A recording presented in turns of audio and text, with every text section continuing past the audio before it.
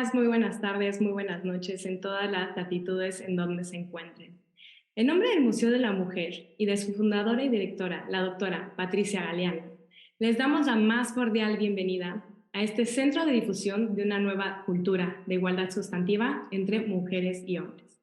Mi nombre es Nayana Guerrero y el día de hoy tengo la fortuna de estar rodeada con Tatiana Revilla y con Ivana Feldfeder, quienes el día de hoy vamos a estar hablando de inteligencia artificial feminista. Y para esto voy a leer las semblanzas. Voy a empezar primero con la semblanza de Tatiana Revilla, quien es coordinadora del programa de género de la Escuela de Gobierno y Transformación Pública y es profesora de cátedra del Tecnológico de Monterrey de la materia de género, sociedad y derechos humanos. Es fundadora de Gender Issues, organización especializada en políticas públicas para la igualdad de género. Cuenta con un doctorado en política pública por el Tecnológico de Monterrey.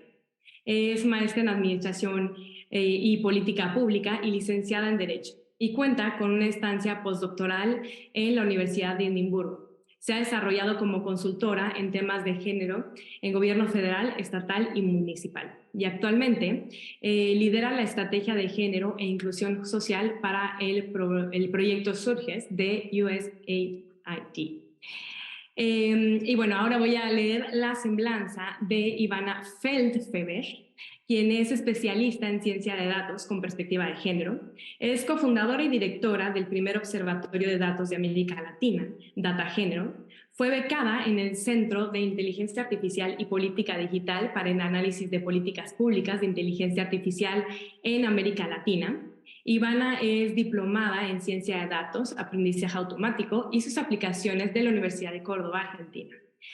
Con Data Género, Ivana trabajó con varios gobiernos y empresas para construir procesos de datos inclusivos, capacidad de equipos, escribir recomendaciones y ayudar a los tomadores y tomadoras de decisiones a desarrollar mejores políticas de datos. Bueno, pues tenemos a dos grandes invitadas el día de hoy para hablar de este tema tan importante en este primer mes del año, sobre inteligencia artificial, pero no una inteligencia artificial que involucra a todas y a todos, una inteligencia artificial feminista. Y en este sentido, a mí me gustaría pues ejercer como hacer diversas preguntas, pero sobre todo empezar con ¿qué les impulsó, qué te impulsó, Tatiana, a empezar a estudiar estos temas de inteligencia artificial? Y si nos puedes contar un poquito más sobre ti. Te cedo la palabra. Gracias, Nayana. Primero, pues es un gusto estar aquí con ustedes. Gracias al Museo de la Mujer, gracias a ti, Nayana, por la invitación. Y bueno, es un honor estar con Ivana, quien es especialista y con quien conozco muy bien su trabajo. Así que gracias por la invitación. Y bueno, la verdad es que cómo llegué a estos temas lo recuerdo muy bien, porque me hizo mucho sentido y a partir de ahí me fui ya, pues me gustó y me fui metiendo más al tema. Hace como unos 3 años, me parece, me buscaron de una organización que se llama Women in IA y me dijeron que querían hacer un informe y estaban haciendo un panel, ¿no?, de personas, un panel de ciertos temas de inteligencia artificial. Y yo, a lo que yo respondí y dije, es que yo no soy experta en temas de inteligencia artificial, ¿no?, ni de temas de datos. Mi campo de trabajo ha estado en temas de género, de inclusión social. Dijeron, precisamente por eso vamos a invitar a personas que sí son expertas en inteligencia artificial, en datos, desarrollo de softwares, desarrollos de temas algorítmicos, y queremos invitar también a personas que han trabajado temas de género e inclusión social, porque el tema se ha estudiado y se ha trabajado como algo separado, ¿no? Entonces nos interesa mucho que no se siga viendo como un tema técnico nada más, y que lo social y en este caso el tema de género tiene que estar totalmente transversalizado, ¿no? Entonces, bueno, a partir de ahí me hizo mucho sentido, ¿no? Me resonó mucho esto y ya, bueno, después empecé a investigar también temas relacionados con política pública, que también es algo a lo que yo me he dedicado, temas de política pública de género para la igualdad. Y es ahí donde he encontrado pues un espacio de investigación también en una red, la red A+ Alliance, que trabaja temas de inteligencia artificial y es también donde hice una investigación. Hemos hecho varias personas investigaciones, acaba de salir una publicación. en temas de política pública y de inteligencia artificial también, bueno, con la perspectiva de género, cómo integramos la perspectiva de género a estos temas. Y también esto, bueno, me llevó a participar en proyectos relacionados con datos, en las instituciones del sistema de justicia, que también Ivana, pues obviamente conoce mejor que yo, temas de uso de datos, uso, análisis, procesamiento y captura de datos para temas de violencia contra las mujeres, qué datos, cómo se están usando, para qué, cómo se difunden en medios, en fin, y cómo se construyen. Y ya por último, también creo que esto pues nos lleva a debates más profundos, ¿no? Sino hacia cuestionamientos sobre la ciencia, cómo se está desarrollando ciencia y tecnología en un sistema que históricamente ha sido desarrollado, bueno, es un sistema masculino, ¿no? Es un ámbito masculino y a partir de ahí, pues estos cuestionamientos también llevarlos en el programa de género, nos interesa llevarlos a las disciplinas, no solo de ciencias sociales, sino también de ingenierías, de desarrollo de softwares, de desarrollo de inteligencia artificial, insisto, para que no se siga viendo como dos temas separados, sino que hoy en día tienen que estar integrados totalmente y por supuesto que no se reproduzcan, ¿no?, las lógicas sociales de género ahora en el desarrollo de estos sistemas. Entonces, bueno, estos son un poco de mis motivaciones, cómo llegué y lo que estamos haciendo desde el programa y también de manera personal, y pues me quedaría ahí. Gracias. Ok, sí, pues bastante interesante entender cómo ver que estamos como cambiando estos paradigmas y sobre todo viendo la importancia de la transversalidad de género, como nos indicas, en absolutamente todas las áreas, ¿no? Y ya estaremos viendo también más adelante como esto que nos comentas de recalcar cuestionarnos cómo se está haciendo la ciencia y si realmente se está generando el conocimiento con esta perspectiva de género.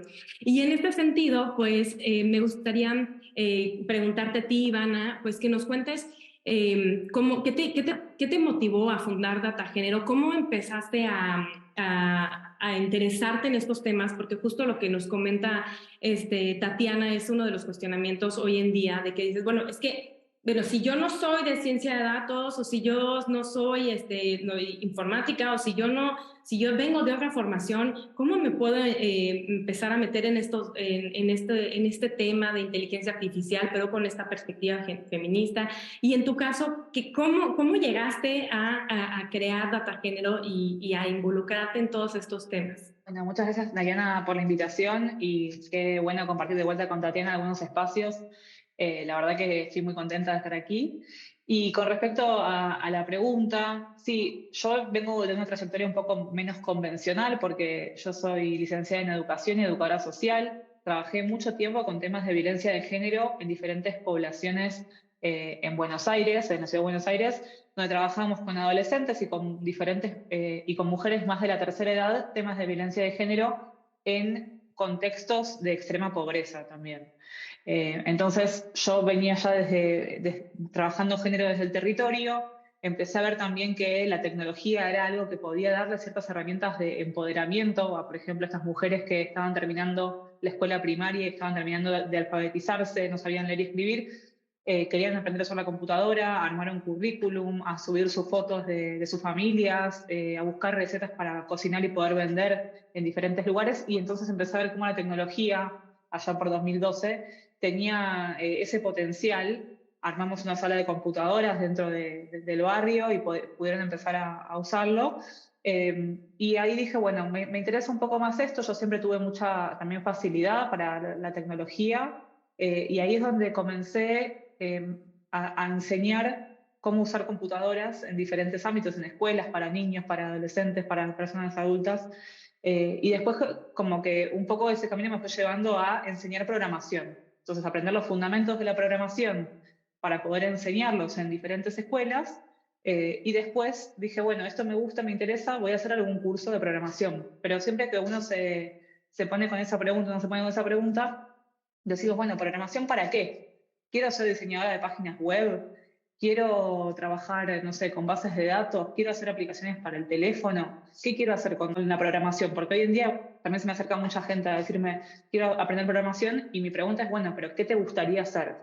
Y ahí es donde, un poco investigando, hablando con diferentes personas, me cruzo con esta idea de ciencia de datos en 2017, y ahí es donde comencé a aprender Python para ciencia de datos en un curso que hice en Buenos Aires, que luego continué con diferentes cursos online en la pandemia y una diplomatura también, sobre todo para saber qué de todo eso podía aplicarse para hacer el mundo un poco más justo, por un lado, y qué de todo eso también era humo, que como le decimos acá, no sé si están como con esta noción, pero cuando hay algo que dicen que hay algo detrás y de repente no, solamente humo y no había nada.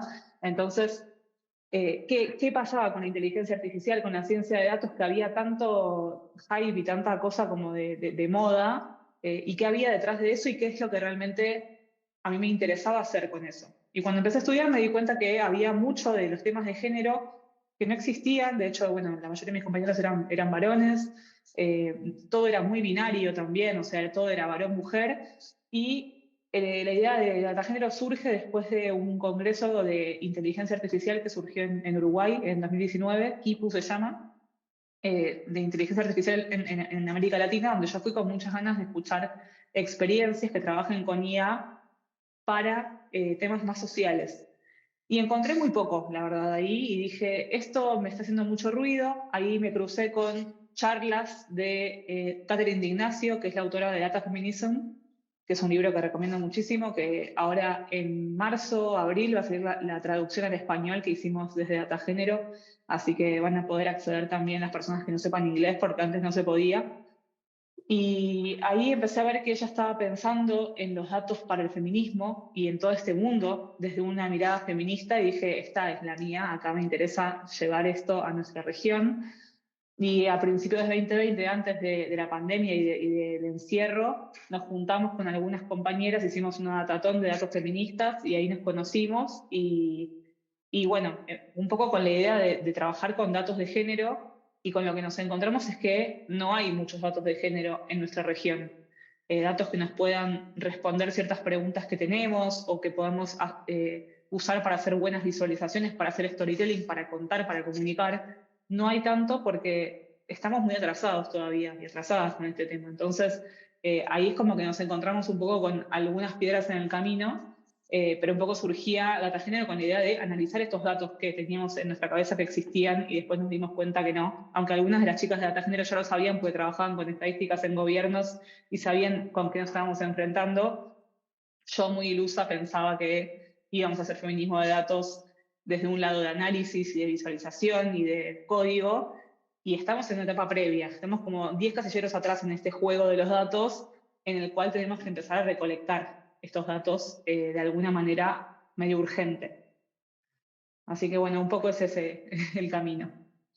Ok, sí, importante también como que entender que la importancia de, bueno, que lo repetí un poquito el término, pero lo que quiero compartir es por qué, antes de pasar a la siguiente pregunta, Ivana, si para que todas las personas que nos están escuchando del otro lado de la pantalla, entonces se llama data género, como para una persona, si yo le pregunto, si yo le quisiera explicar a mi abuela, ¿por qué es importante que hayan datos de género? ¿Cómo se lo podrías explicar, Ivana?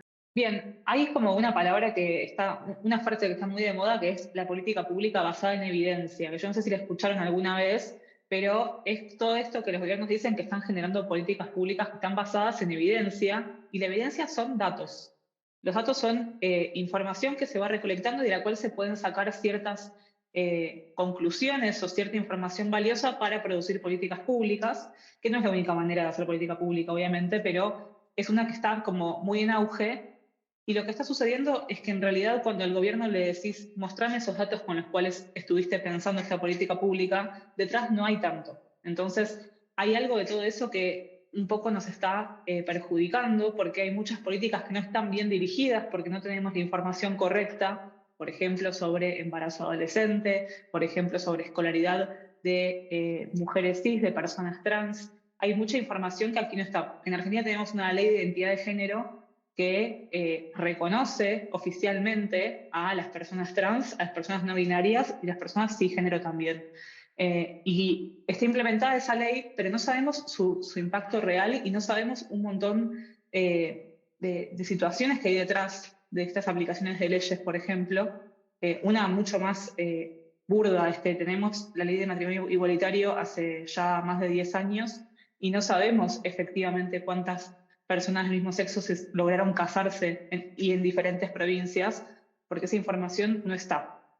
Y tanto en México como en Argentina tenemos países que están descentralizados, es decir, que son federales y que cada distrito tiene su lógica de cómo recolectar datos también, por más de que haya leyes nacionales, pero a veces pueden como desestimarlas y hacer lo que quieren.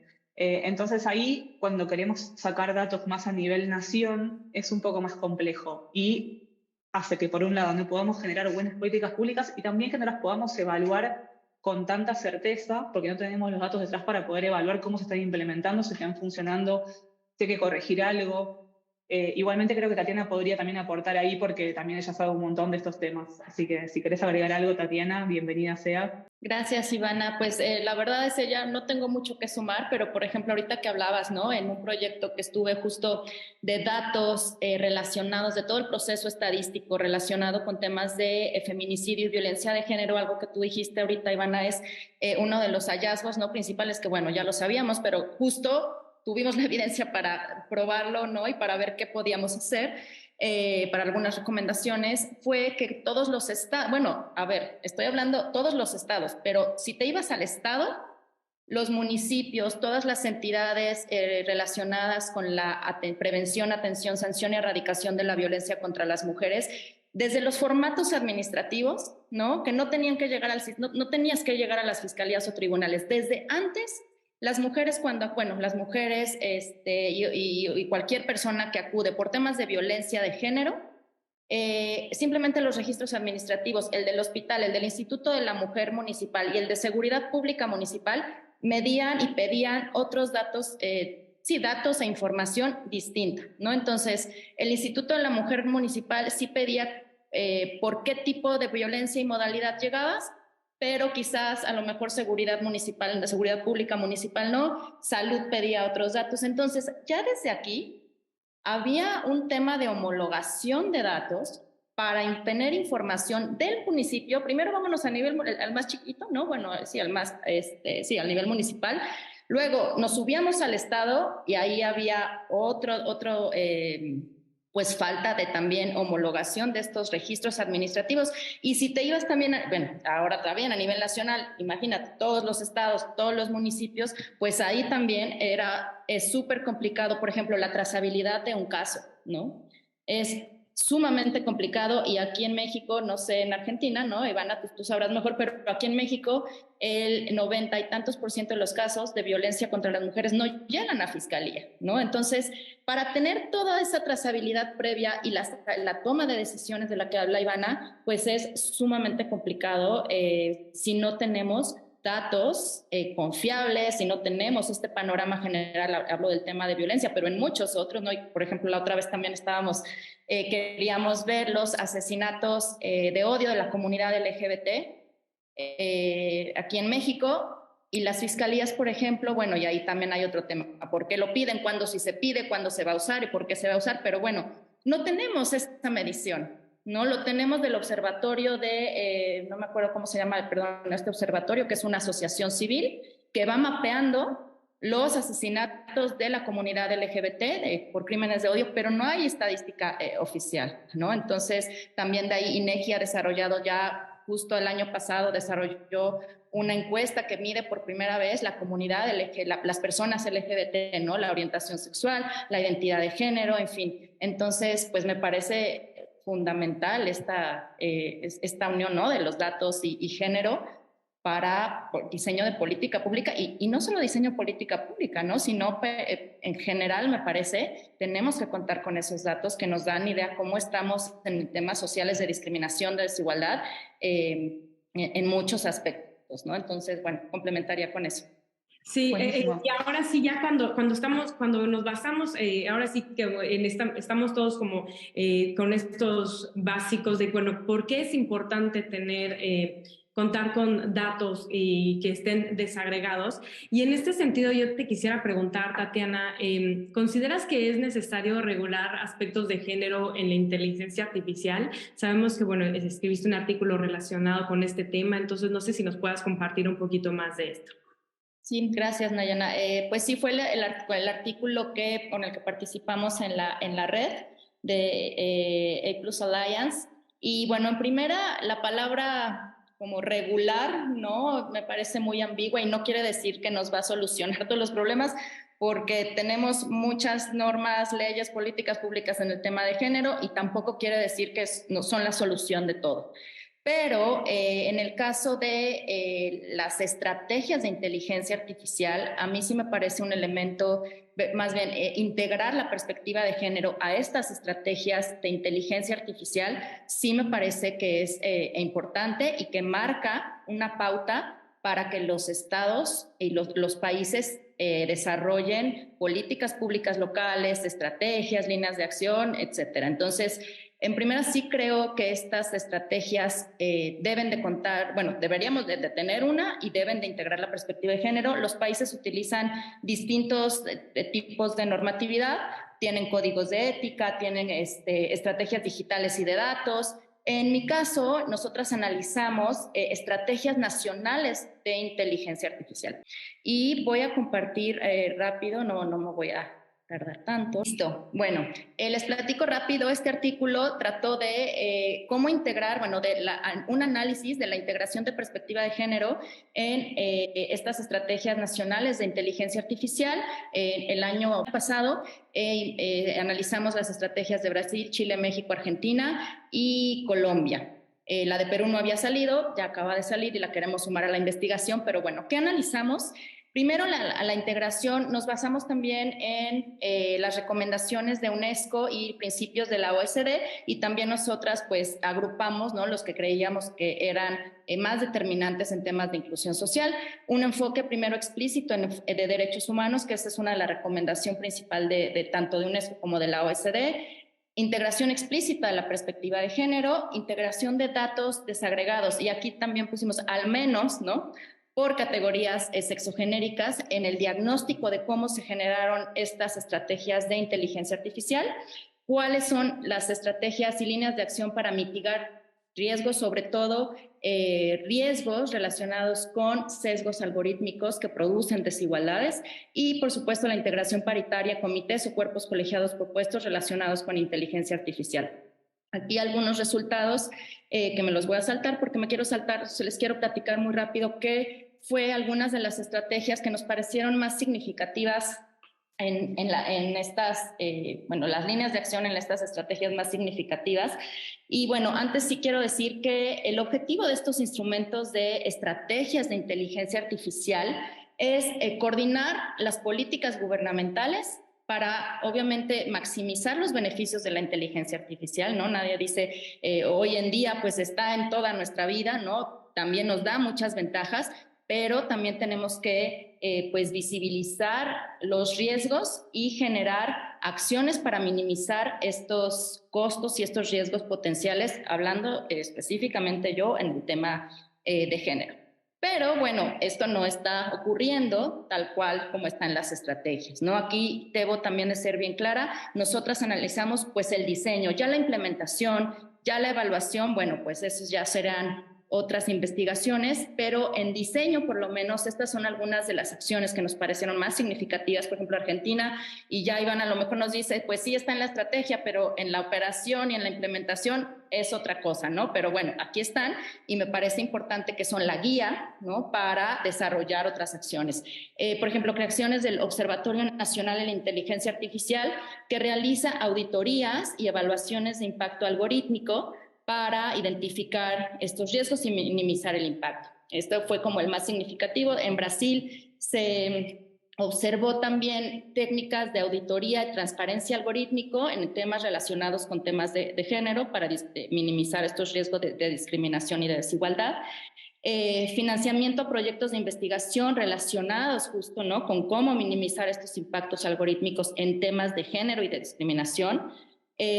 Fomentar la difusión de códigos fuente abiertos capaces de verificar tendencias discriminatorias. Aquí también UNESCO ha sido muy enfático en estar recomendando mucho esta transparencia algorítmica, ¿no?, en cómo se toman las decisiones que nos dejan ver si hay también ahí elementos pues que refuerzan ciertas lógicas de desigualdad.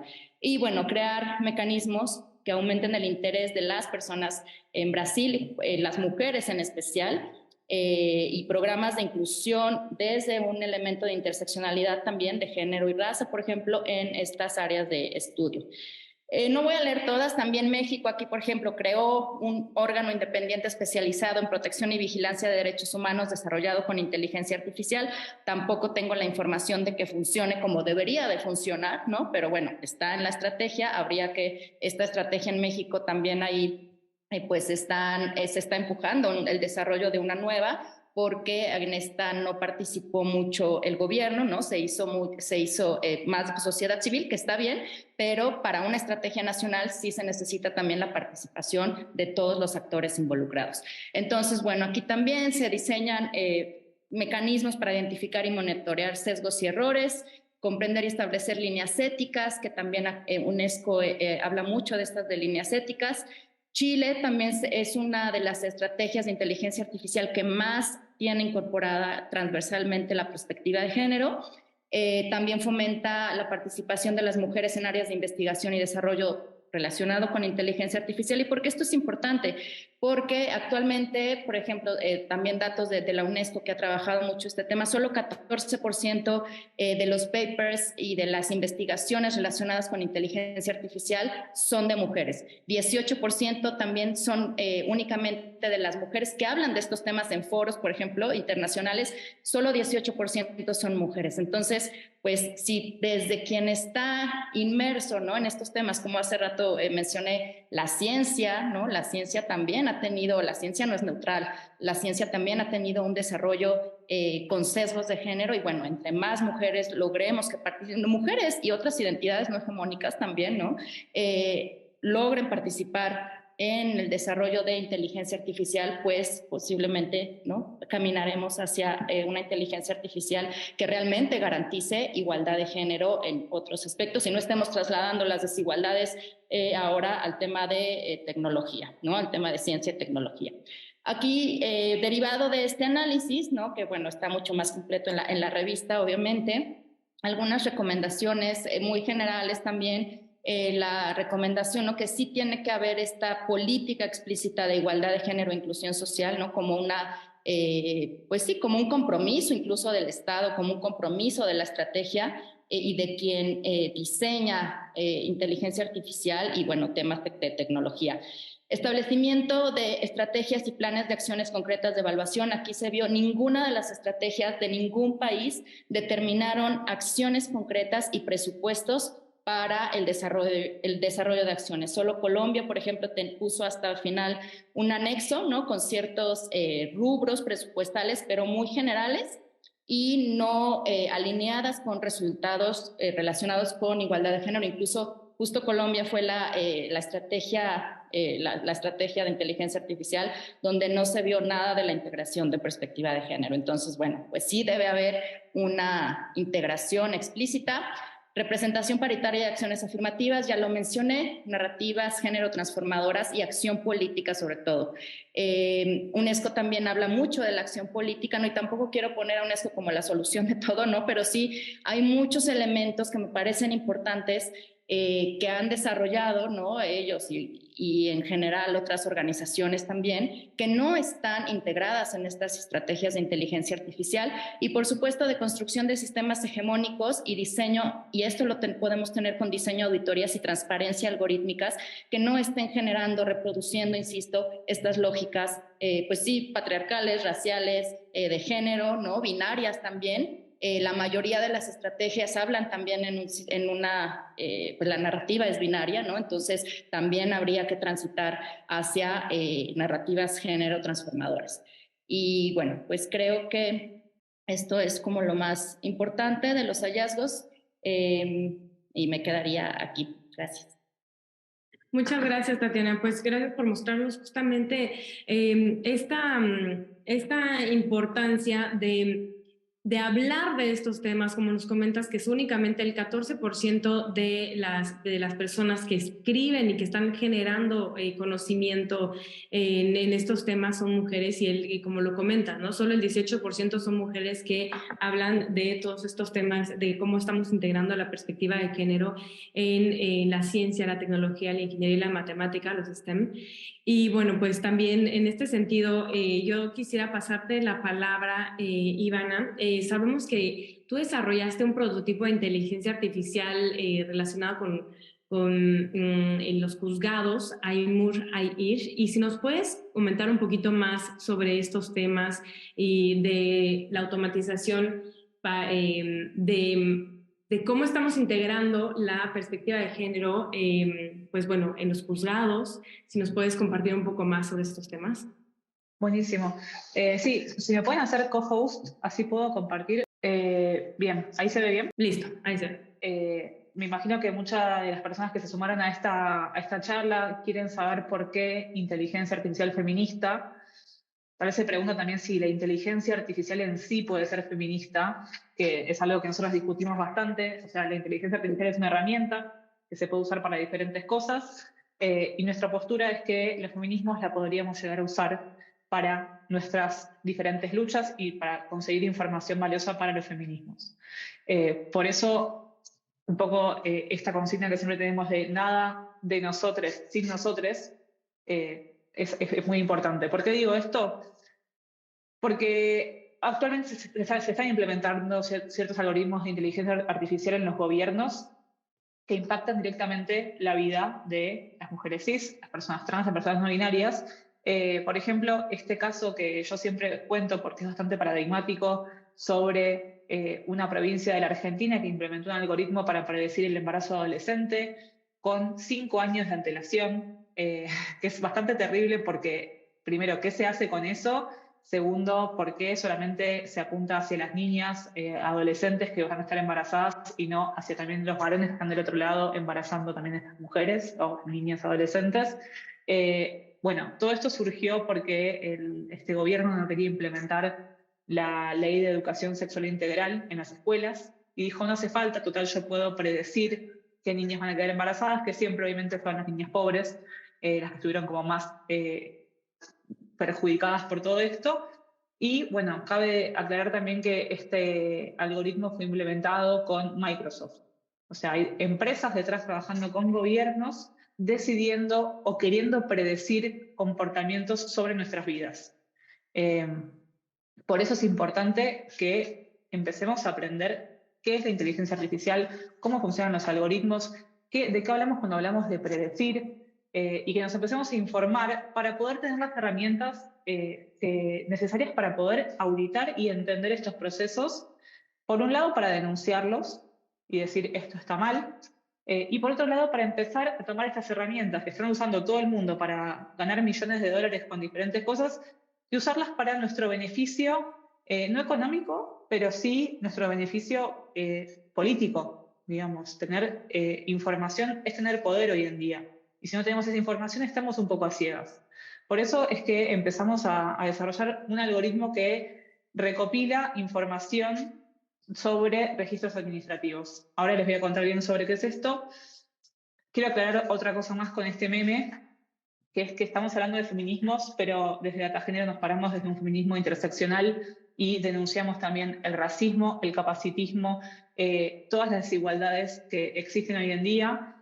Los algoritmos también son muy racistas y es muy importante mencionarlo porque no nos interesa nada más que sea un mundo igualitario para las mujeres solamente, sino que sea un mundo realmente justo. Y esto es injusticia también, porque si tenemos un algoritmo que lo que hace es mejorarnos las fotos que tenemos pixeladas, pero cuando tenemos una persona negra, la ponen blanca después, es bastante grave.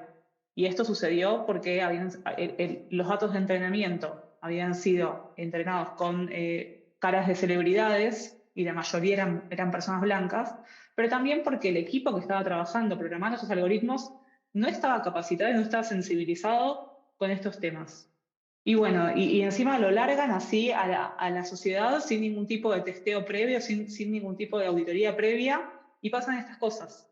Entonces, la perspectiva feminista tiene que ver también con generar herramientas que cuiden y no que descuiden, que desde una teoría también del cuidado.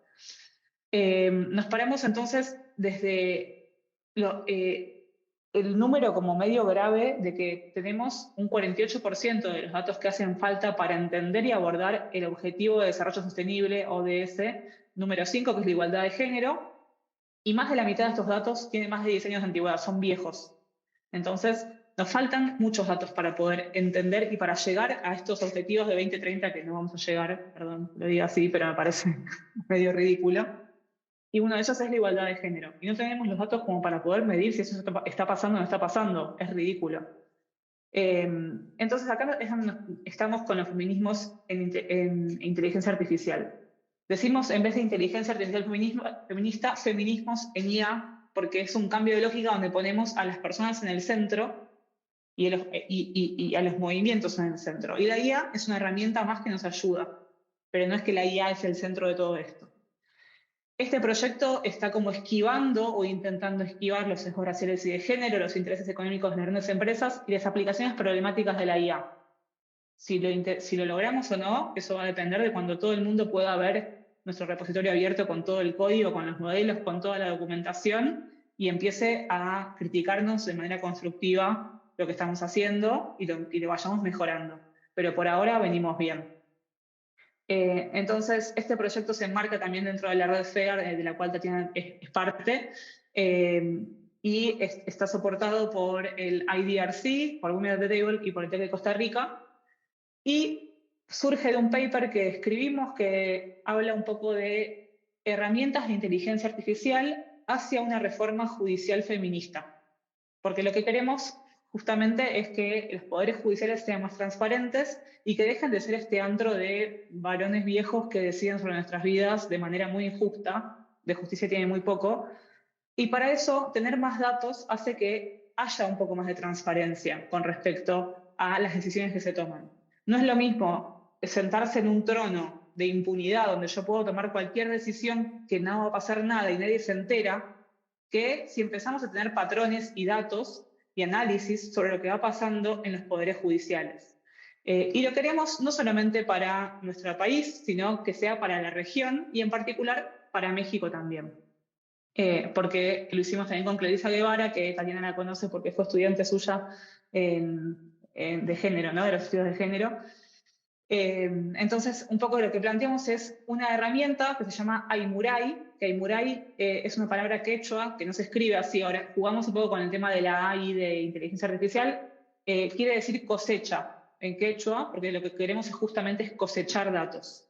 Y lo que hace esta herramienta, que es este software, que es un software de computadora o de escritorio, es trabajar con sentencias de juzgados. En particular, entrenamos este modelo con sentencias de juzgado 10 de Buenos Aires, que sube sus resoluciones de manera anonimizada a Twitter. Tiene una cuenta de Twitter verificada y todo, tiene muchísimos seguidores, después lo pueden seguir, donde el juez Pablo Casas, que es el juez encargado de este juzgado, sube sus resoluciones a Twitter para que todo el mundo pueda ver qué es lo que él resuelve sobre cierto tema, cuidando siempre la privacidad de las personas. Entonces, dentro de estas resoluciones no hay ningún nombre, no hay ninguna fecha, no hay ningún lugar. Entonces es muy difícil trazar el hecho en particular con la persona. Y si es un caso que es muy obvio que es cierta persona, no se sube. Pero los casos más generales se suben todos para poder ver qué está resolviendo este juez sobre diferentes temas de lo contravencional, de lo penal y de las faltas, que son como un área específica.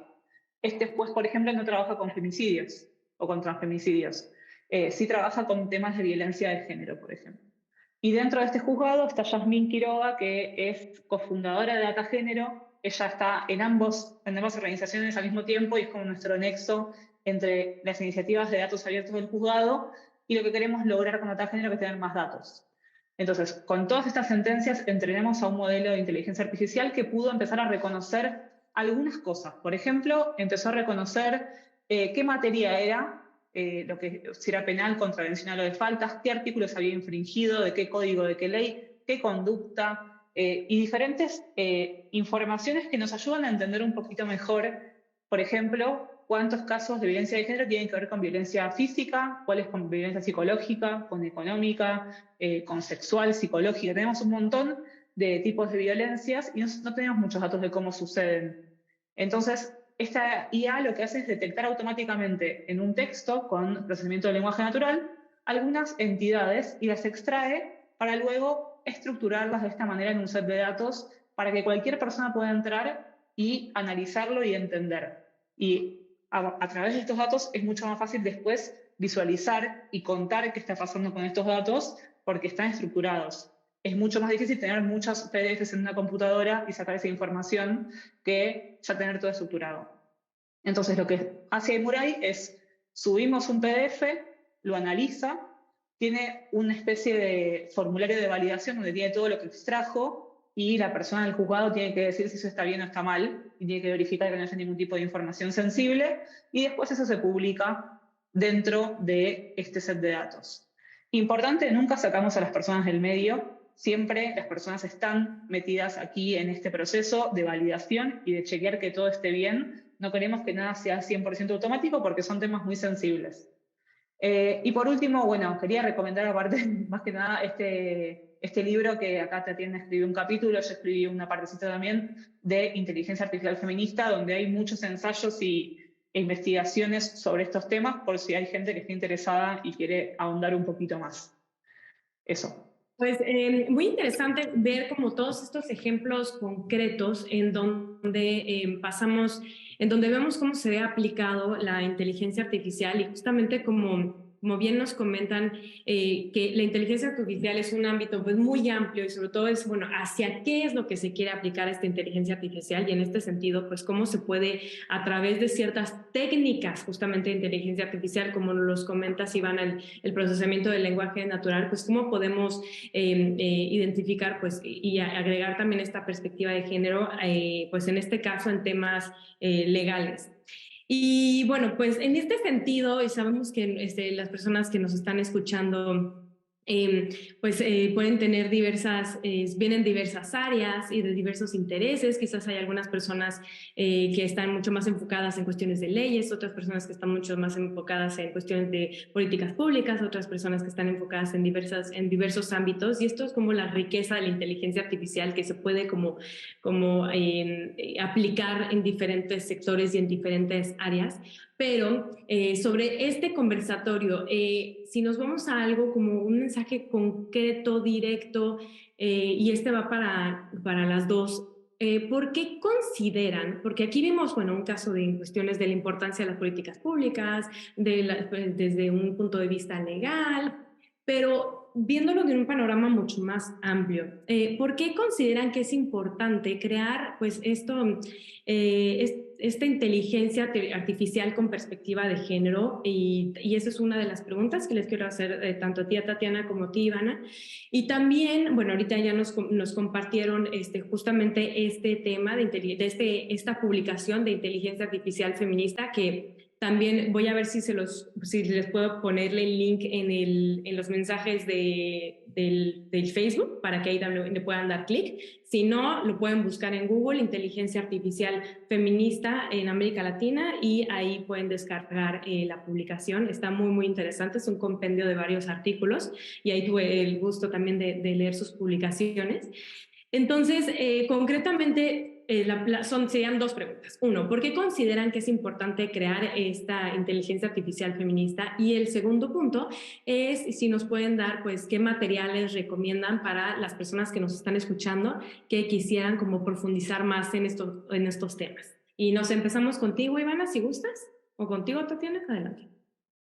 Bien, un poco creo que estuve contando un poco por qué es importante todo esto de la perspectiva de género y de la perspectiva social y de derechos humanos. También me parece que es muy importante traer esto a la mesa de que queremos que toda la tecnología tenga esta perspectiva y que no sea, o sea, me parece que hay mucho filtro de Instagram, tecnologías que están siendo utilizadas hoy en día que no sabemos cuál es el impacto real que tiene en la sociedad. Entonces tiene que haber antes una auditoría y un testeo con respecto a todo esto que haga que veamos realmente si es algo que es dañino para las personas en general y en particular también esto de, bueno, de los challenge y de los adolescentes haciendo challenge y después literalmente muriendo. Pasó hace poco con una chica acá en Córdoba de 11 años. Entonces me parece que es muy importante que empecemos a visibilizar estos procesos, a auditarlos, a pensarlos un poco más. Con respecto a recomendaciones, yo tengo acá, si me permiten compartir una vez más, yo siempre recomiendo muchas cosas. Va a ser un poco abrumador, pero después se los paso por algún lado, porque hay mucha producción. ¿Qué pasa? Hay muchísima producción desde desde el norte global. Entonces queremos justamente que esta producción sea también desde otros espacios y que sea desde el sur global también. Entonces yo voy a mostrar muchas cosas, van a estar en inglés la gran mayoría, pero tenemos el libro Data Feminism que habla bastante de esto, Algoritmos de opresión, está en español, Armas de destrucción masiva también está en español, habla bastante de los algoritmos y de cómo la Big Data ayuda a potenciar las desigualdades en el mundo y no a disminuirlas. Bueno, Timmy Debru es una investigadora que trabajaba en Google Ética y la echaron en 2020, me parece que fue un revuelo muy grande y ahora se armó su propio instituto y está haciendo cosas muy interesantes. Joana Baroni Paz Peña, Joana es brasilera y Paz Peña es chilena, tienen muchísimo trabajo hecho, de hecho, a ver si me deja ir para atrás. Acá tenemos por qué la IA es un problema de los feminismos y esta página notmy.ai tiene mucha información y tiene de hecho un mapa de América Latina con aplicaciones de inteligencia artificial problemáticas que tendríamos que revisar y ver porque realmente son gobiernos y empresas aplicando IA para cosas que no están bien y son las que nos enteramos porque hay mucho que está pasando que no nos enteramos, por eso es muy importante empezar a legislar mejor todos estos temas y a regularlos más. Bueno, dentro de A+ Alliance, que es la red de la cual es parte de Tatiana, hay varios artículos acá, en inglés lamentablemente, pero que se pueden traducir sobre estos temas. El manifiesto de colonial de inteligencia artificial está en español y está buenísimo, es muy cortito y es muy lindo de leer, lo recomiendo mucho.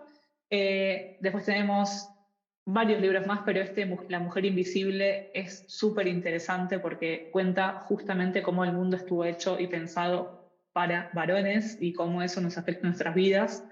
El Atlas de IA también es muy bueno. Sesgos de género en la IA de Diana Mafia es una autora argentina, pensadora, investigadora genial. Y bueno, ya está.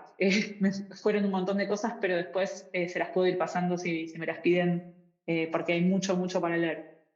Muchísimas gracias, Ivana. También recordar, bueno, que esta sesión va a quedar guardada, entonces para que grabada, entonces igual ahí le pueden ir poniendo pausa una vez que termine la sesión. Adelante, Tatiana, me encantaría escuchar de tu parte. Gracias, Nayana. Bueno, pues en recomendaciones creo que Ivana ya lo dijo. Yo también he leído, por ejemplo, el de Invisible Women, se me hizo también, creo que es, si alguien se quiere como empapar de estos temas, me parece como un muy buen punto de partida, la revista en la que participamos. Y también, por ejemplo, yo he estado leyendo, bueno, y releyendo a Donna Haraway y me parece que tiene mucho... Pues, y aparte lo que me sorprende, ¿no? Son a veces textos de 1980, 90, que tiene hoy tanta vigencia y, por ejemplo, justo estaba yo leyendo un concepto que me gustó mucho que se llama informática de la dominación, ¿no? Cómo todo esto tiene la forma en la que se está diseñando, ¿no? Y lo humano, las máquinas, incluso con la naturaleza, la apropiación de lo natural, para la producción cultural y científica, cómo estamos haciéndolo desde las lógicas capitalistas, patriarcales y racistas, ¿no? Entonces, me parece que, bueno, a mí me da mucha como idea, ¿no? Y a lo mejor sí teoría, ¿no? Para entender desde dónde se están reproduciendo estas lógicas en la inteligencia artificial como un ejemplo, ¿no? Pero nos podemos ir a debates también súper más profundos en el tema. ¿Y por qué es importante? Bueno, si hemos tratado, si hemos cuestionado las relaciones de género, la división sexual de trabajo desde hace ya muchos años, ¿no? y algunos siglos en nuestras relaciones humanas, creo que es importante llevar ese debate y ese cuestionamiento ahora en la ciencia y tecnología y inteligencia artificial, ¿no? Justo ahorita yo estaba escribiendo mi columna sobre un análisis que se hizo, el algoritmo de la risa, que le estaban enseñando a una autómata, a un robot, sobre cómo tomar decisiones para reír, y los datos sobre los que se estaban tomando las decisiones era de 80 conversaciones del sexo masculino para tomar la decisión de cuándo reír y agradar a los y las otras, ¿no? Entonces fue como, ¿por qué se toman esas decisiones, no? ¿Por qué este algoritmo de la risa está construido desde un enfoque biologicista, ¿no? De mujeres, desde sesgos de género, desde división sexual de trabajo.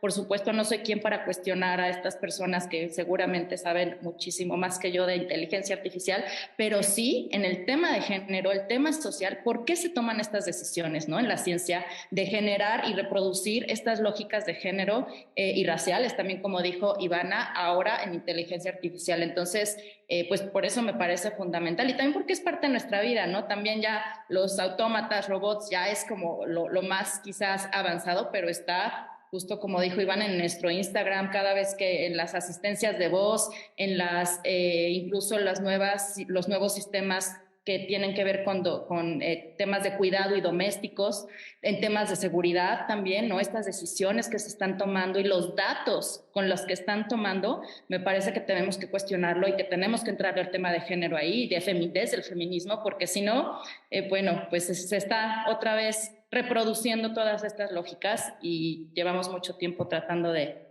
desmontarlas para que otra vez se pasen allá, ¿no? Sí, efectivamente, ¿no? Como lo comentaste, todos estos datos de los que nos estamos basando para generar todas estas tecnologías, y como lo comentaron ustedes, ¿no? Es tan amplio este tema, también incluso el reflejo en la salud mental de las personas, como, bueno, todo esto tiene como un gran impacto, y bueno, es muy amplio. Y en este sentido, le voy a leer algunos de los comentarios que nos están poniendo. Por ejemplo, Eloísa Ortiz nos comenta, por un lado, son los datos que se usan para generar la inteligencia artificial, pero ¿qué nos pueden decir de quién hace la programación de los modelos? Si la programación no se hace con perspectiva de género, creo que se generan problemas iguales o quizás peores. Romina nos dice muchas gracias. Alma Campos, muchas gracias por la sesión, muy necesaria. ¿Dónde se pueden conocer los estudios a los que aludió la doctora Tatiana al inicio? Luego también, un segundo, por parte del Cuerpo Académico de Geoinformática y Ciencia de Datos, Geospacia, nos comenta cuál es el proceso para aplicar el proyecto. ¿Se requiere de las sentencias digitalizadas en algún formato, alguna cantidad de número? También, bueno, nos comentan que muy interesante el tema. ¿Qué puedo hacer como una ciudadana para que haya más datos de género? También nos indican que si nos pueden compartir el link de la columna, me imagino que la columna que tú comentabas, Tatiana. Luego, Scarlett Bustos nos indica una pregunta: ¿cómo visualizan el avance de las organizaciones civiles como actores clave en el desarrollo de políticas públicas o en la visibilización del género en los datos? Lo pregunto por el avance de estas organizaciones como grupos paralelos a los gobiernos o ministerios que impulsan actualmente las problemáticas sociales relacionadas con el género. Y por otra parte, también les voy a leer los comentarios, saludos del Facebook del Museo de la Mujer. Roxana Maldonado nos dice buenas tardes y saludos desde Campeche. Desde el Instituto de la Mujer de Mexicali también mandan un saludo. Ruth Menchaca pregunta, ¿qué país es el que tiene avances en políticas públicas con bases en mediciones desde las perspectivas de género? Sigo diciendo comentarios, son muchísimos, entonces nos preguntan sobre cuál es el manifiesto, y bueno, también nos preguntan si, buenas tardes, gracias por hablar de estos temas, un par de preguntas. ¿Cuáles son las organizaciones que mencionó Tatiana de inteligencia artificial que están interesadas en sus investigaciones sobre estos temas? ¿Y qué fuentes recomiendan que revisemos quienes estamos desarrollando servicios y productos de inteligencia artificial para tener siempre en cuenta la perspectiva de género? Y bueno, siguen lloviendo muchísimos comentarios. Y Victoria Ruiz comenta que tiene 15 años y que si existe algún colectivo que se dedique a inteligencia artificial feminista en México en el que se puedan participar, y manda muchos saludos desde Querétaro. Bueno, estos entre muchos otros comentarios, son muchísimos, entonces no sé si Tatiana o Ivana quieran tomar la palabra.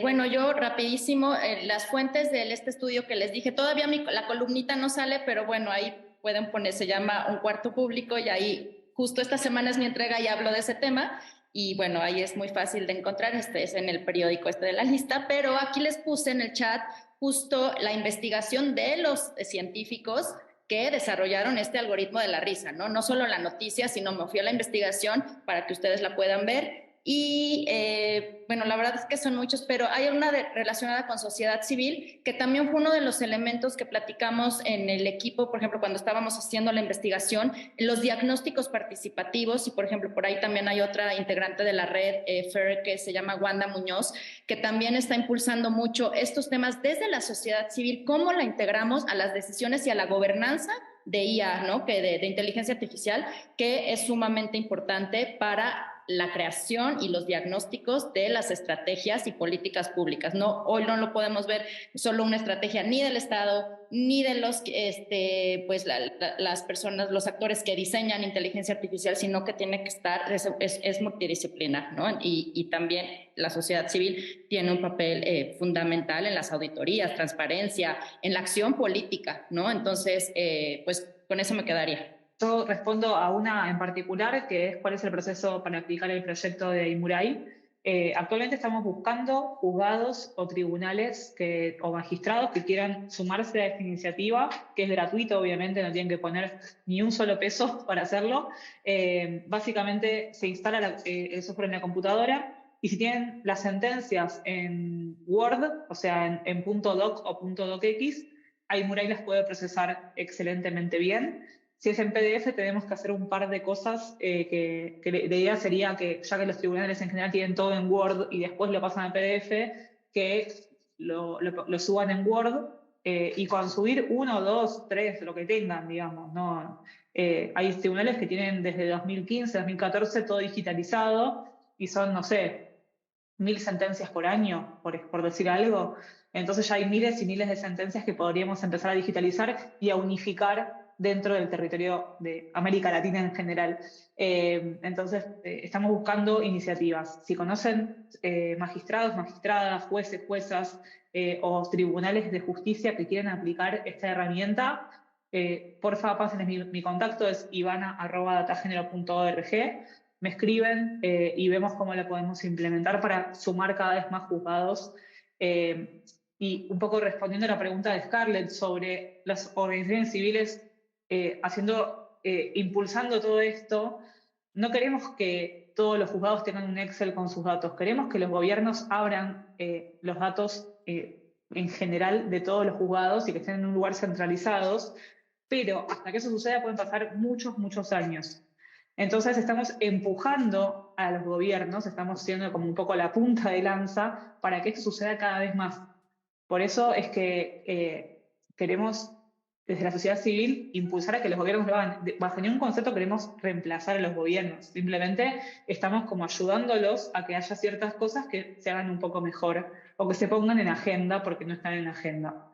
Y no hay una medición de lo que estamos haciendo, de hecho es un poco más, es más invisible este trabajo, pero bueno, no vamos a dejar de hacerlo por eso. Muchísimas gracias, Ivana, muchísimas gracias, Tatiana. En nombre del Museo de la Mujer les damos el siguiente reconocimiento. Entonces, en nombre del Museo de la Mujer y de la cofundadora, en nombre del Museo de la Mujer y de la doctora Patricia Arleana, fundadora y directora del museo, del único Museo de la Mujer que tenemos en México, les brindamos este reconocimiento a ti, Ivana, y a ti, Tatiana. El siguiente, por favor. Ajá. Siguiente. Es por su participación en este conversatorio Inteligencia Artificial Feminista. Y bueno, pues Ivana, Tatiana, muchísimas gracias por su participación con nosotros. Muchísimas gracias por compartirnos tanta información tan importante. No sé si quieran dar algunas palabras de cierre. Gracias, un honor acompañarte, bueno, estar contigo, Ivana, Nayana, gracias por la invitación y pues nos vemos pronto. Y yo para cerrar también estoy disponible para cualquier persona que tenga ganas de charlar un rato o de contactarme. Este es Ivana Felsever en LinkedIn. Me escriben o por Twitter, donde sea, y conversamos, porque hay muchas cosas para hacer. Entonces acá preguntaban cómo puedo yo, una simple ciudadana, hacer cosas. Bueno, hay muchas cosas para hacer. Entonces, simplemente es cuestión de tener el tiempo, la disponibilidad y las ganas de hacerlo. Así que, bueno, muchas gracias por la invitación y espero que sigamos colaborando en un futuro. Muchas gracias a todas. Entonces, bueno, les repito, entonces nos encontramos con Tatiana Revilla, con Ivana Feldfeber, así se escribe, Feldfeber, Tatiana Revilla, Revilla, por si la desean buscar en LinkedIn. Y Nayana Guerrero, pues es mi nombre, igual en todas estas redes sociales. Y pues sin más, les deseo una muy buena tarde a todas y a todos. Gracias por acompañarnos.